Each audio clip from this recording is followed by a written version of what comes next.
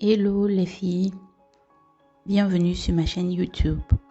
On se retrouve aujourd'hui avec cette nouvelle vidéo dans laquelle je vais partager avec vous ma routine capillaire pour les cheveux secs. Si tu découvres ma chaîne à travers cette vidéo, je t'invite à t'abonner et activer la cloche de notification pour ne pas rater mes futures vidéos.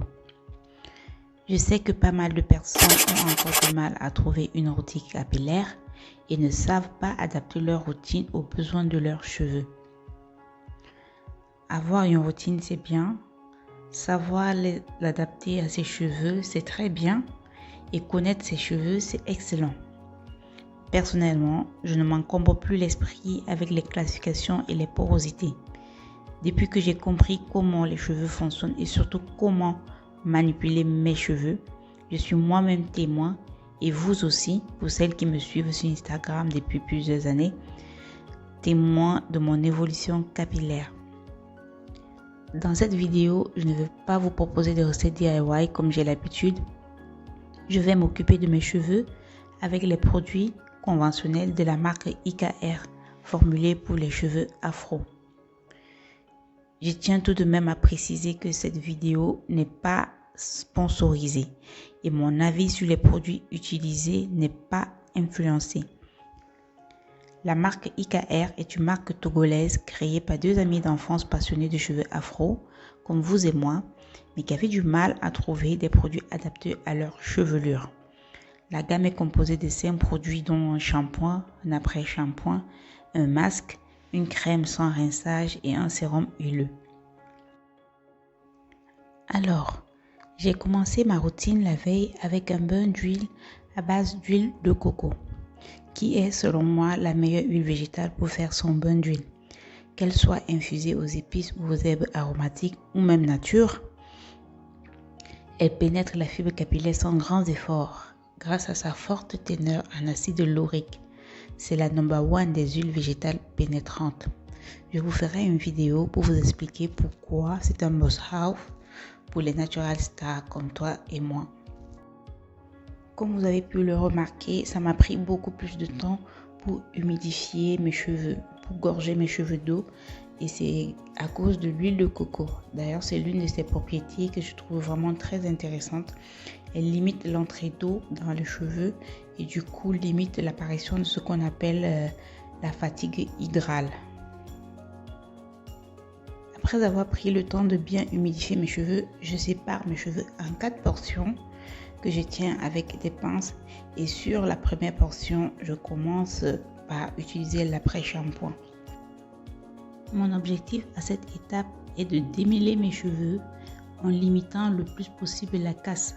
C'est la raison pour laquelle j'ai opté dans un premier temps avec l'utilisation de l'après-shampoing. Donc, j'émulsionne le produit dans la paume de ma main, j'applique sur la portion de cheveux sur laquelle je travaille, je masse, je n'hésite pas à réhumidifier la portion pour pouvoir bien émulsionner le produit.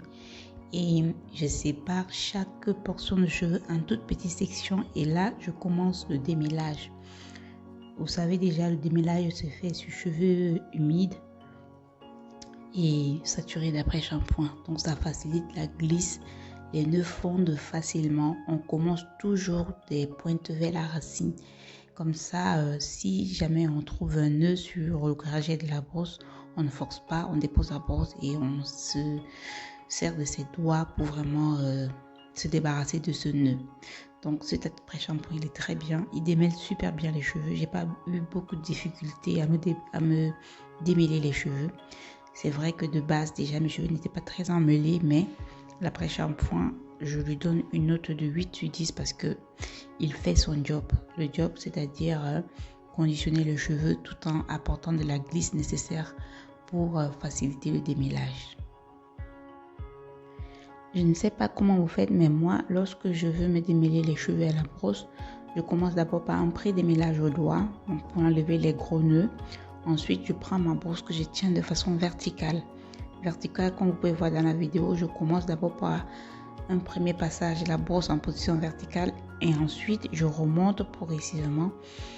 Et lorsque je passe sur l'entièreté de la portion, on va dire ça comme ça, Je mets maintenant ma brosse dans la position horizontale pour être sûr que les cheveux sont très bien démêlés.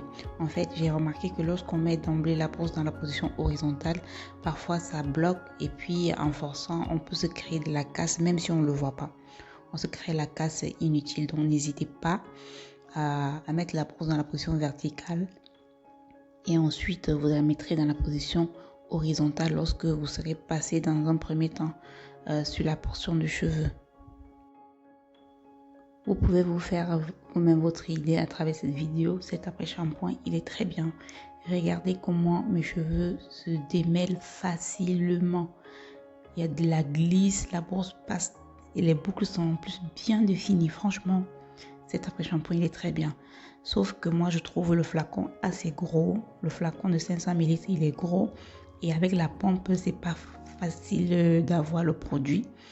Donc, lorsqu'on a les mains humides, ça glisse. On est obligé de mettre sur une surface pour pouvoir appuyer. Et puisque le produit est épais, donc c'est pas facile de vraiment avoir les produits dans la main. C'est vraiment l'inconvénient. C'est surtout sur le packaging. Moi, c'est le seul inconvénient que j'ai trouvé par rapport à cet après-shampoing. C'est par rapport au packaging parce que voilà, la pompe ne distribue pas la quantité qu'on souhaite et le produit est très épais.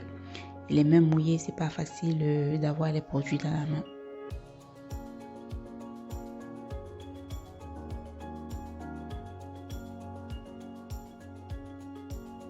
Alors, je refais mes sections pour me laver les cheveux. Ceci est dans le but de ne pas emmêler mes cheveux que je viens à peine démêler. Donc, je refais les sections pour pouvoir travailler avec les mêmes sections qu'au départ.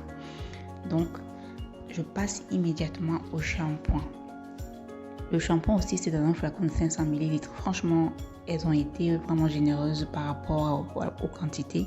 C'est un bon rapport qualité-prix. J'ai failli me faire avoir par la couleur du shampoing. Au départ, j'ai cru qu'il s'agissait du shampoing au savon noir. Vous savez comment j'aime le savon noir. Mais non, il ne s'agit pas d'un shampoing au savon noir. Il est composé de black castor oil, d'huile de coco, de macadamia et de levure de bière. Il y a aussi de l'aloe vera dedans. Donc ceci explique pourquoi j'ai trouvé ce shampoing assez doux. D'ailleurs, il n'assèche pas les cheveux. Elles ont recommandé d'utiliser une petite noisette de shampoing pour se laver les cheveux. Mais comme vous avez vu, votre go a pris une grosse quantité de shampoing. Mais finalement, j'ai regretté. Pourquoi? Parce que la mousse est envahissante.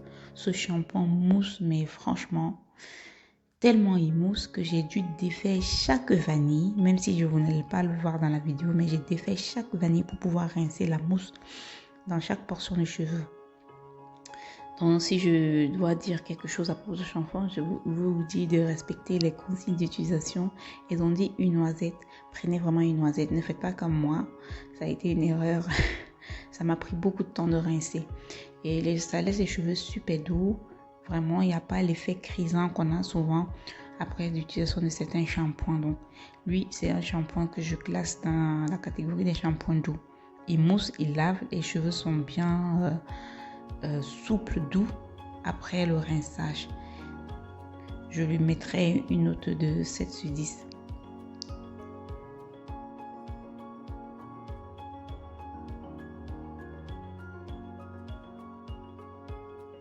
J'ai dû couper plusieurs séquences, mais ce shampoing, il mousse. Franchement, j'ai tellement rincé. Il y a un seul shampoing végétal qui m'a donné cette mousse aussi généreuse. D'ailleurs, j'ai appelé ce shampoing Shampmousse. La vidéo est sur mon feed Instagram. Après le rinçage du shampoing, je suis passée directement au masque. Oh là là, c'est l'un de mes préférés de la gamme. La texture est épaisse. Moi, j'aime vraiment la texture épaisse. L'odeur subtile de coco, franchement, vraiment crémeuse. Et il fond sur les cheveux comme pas possible. Le masque, lui, il est composé d'huile de coco, de jojoba et de biotine, donc pour pouvoir renforcer le cheveu. Mais il a plus un effet conditionnant, selon moi. Il est vraiment facile à appliquer. Franchement, ça, c'est l'un de mes préférés de la gamme. J'ai beaucoup aimé ce masque. Donc, il est également démêlant et il définit super bien les boucles. On peut très bien l'utiliser avant le shampoing pour se démêler les cheveux. Et Dans ce cas, moi quand même, je vous conseillerais de le laisser poser. Oui, même si c'est avant le shampoing, tu le laisses poser 30 minutes avant de le rincer. Comme ça, si tu fais le shampoing après, tu vas juste mettre l'après-shampoing et puis voilà, ta routine est terminée. Donc, c'est un excellent produit. J'ai vraiment aimé. Regardez comment ils font sur mes cheveux. Franchement, le démêlage, c'est vrai, mes cheveux étaient à démêler, mais quand j'étais en train de masser mes longueurs comme ça, j'étais tellement contente de la qualité de ce masque. Franchement, il est top. Moi, je lui mettrais la note de 8,5 sur 10. Je n'ai rien à reprocher à ce masque. D'ailleurs, je pense qu'il va entrer dans mon top 10 des meilleurs masques pour cheveux afro-crépus.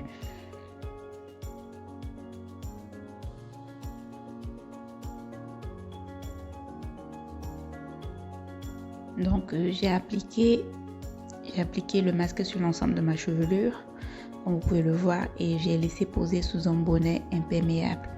Mon bonnet imperméable me vient de Ibels Paris. C'est un bonnet qui a une double face, une face en satin et une face imperméable qui me sert lors de mes soins pour pouvoir laisser poser mes soins tranquillement. Donc, j'ai laissé poser le masque 30 minutes sur le bonnet de soins avant de le rincer et ainsi passer au conditionnement et à la coiffure protectrice.